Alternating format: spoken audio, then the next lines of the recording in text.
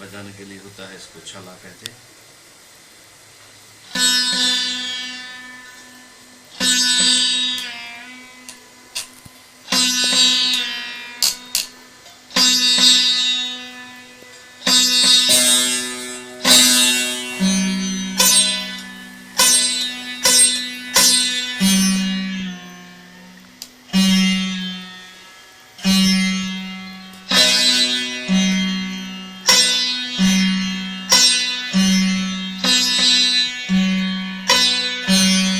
एक कमाल और है कि जैसे बाजा सुर बनाता है, उसके बाद वो गाता है। पहले बाजा सुर गाता है, कुछ सुर निकालता है, उसके पीछे वो लगता है फनकार।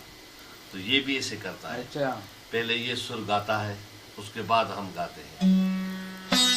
ये कैसे गाता है? परवीन कुछ आप गा के दिखाओ थोड़ा। ये कैसे गाता है? वो तंदुरुस्त तार से गाता है ऐसे।